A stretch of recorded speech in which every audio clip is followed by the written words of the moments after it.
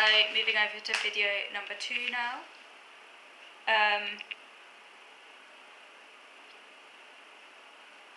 So yeah, another one of you says that it is needs and impairments that result in people needing support, not their strengths. So yeah, so when you go, in other words, so when you go to social services, you're not going to social services to have your strengths assessed. You're going to social services to have your disability deficit needs assessed and met, your needs met, in order for you to then actualise yourself and meet your strengths. So yeah, while it's obviously important for a social worker to take a holistic perspective and to find out about what motivates you, what your interests are, what you're good at, a human perspective in that respect, genuinely getting to know you as a person is really important. Finding out what your interests are and what you're good at, but that shouldn't be the focus of the actual assessment itself. I actually prefer calling it a human-based approach. Not this emphasis on strengths, which is thoroughly suspect, but a human-based approach, because it should be taking into account everything. Strengths is very binary. You need to look at the whole person, so it's a human-based approach, which means assessing both deficits and strengths. But the key thing needs to be, the emphasis needs to be giving the support the person needs. And sometimes that does mean having someone do something for the person. If their disability literally means they can't do that task, or it causes them such extreme exhaustion or fatigue that it's not in their best interests and is just going to degrade them and mean they can't do anything else. Those needs are taken care of, or should be taken care of, so that then the person's strengths can be actualised. And yeah, it's important for like a social worker to find out about those strengths so that they can put in support so that the person can actualise those strengths, and one of those supports might be someone doing the cleaning. So yeah, a human-based approach I think is better than a strengths-based approach. And when these needs are supported, then and only then can a person make most of their strengths exactly. And then another one of you says that it's best to leave a paper trail, because I'm going to be constantly going on and on and on, ramming my point home. I'm in for a long haul here. So yeah, the importance of leaving a paper trail, definitely. And he says it reminds him of a film, or a her. Sorry, I shouldn't assume it's a him. It might be a her. Sorry, apologies if it is a her. Because I don't know. Just looking at your comments, it could be a boy or girl, a man or woman. But you say yeah, it's best to leave paper trail. It says it reminds you of the film Shawshank Redemption, where the character writes a letter every day asking for something until they crack and they get what they want. It's a great film, but I haven't seen it for a long time. I'd quite like to see it again, actually. But yeah, it's a war of attrition.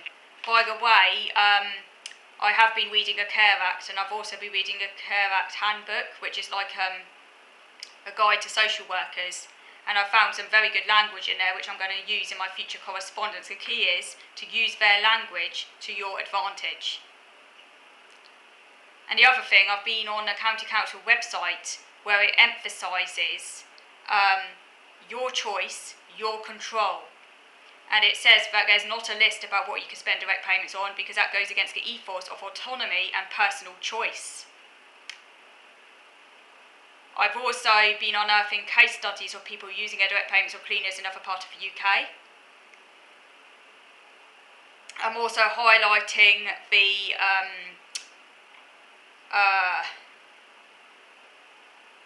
double standards, I guess you could say, whereby someone who's, say, got a more obvious disability is automatically assumed to be incompetent in a certain area, and that need is provided, but with more invisible disabilities, that it's like, yeah, I guess it's double standard, where if you have an invisible disability, it's seen as something that can be, where a person can be kind of educated and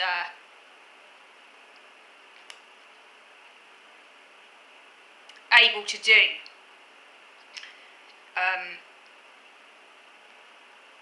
Yeah, so sort of double standards there. But anyway, yeah. So I'm digging up bits of information all the time, which I'm going to use in my ammo against them, and I'm not going to back down.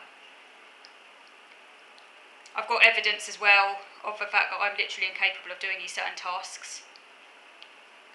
So it's just constant. Just briefly, I came across, I really must stop licking my lips. My lips are so dry. I've got this habit, I just keep on licking them. I came across this article by someone called Simon Beer, who's head of service for Haringey in London, Adult Learning Service.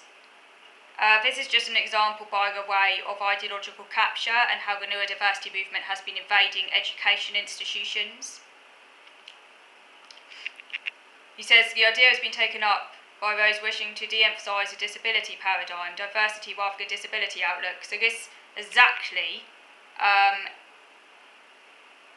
reconfirms what I was talking about earlier in another video on our Disabled Autistics Matter group, where we talk about the erasure of disability, the silencing of disability by capitalist neoliberalism.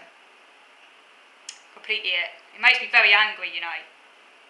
It's like, by the way, we're not even consulted. This is top down as top down can be. Dressed up in social justice, progressive rhetoric, my arse. No, it's not. It's a complete and utter erasure of disability.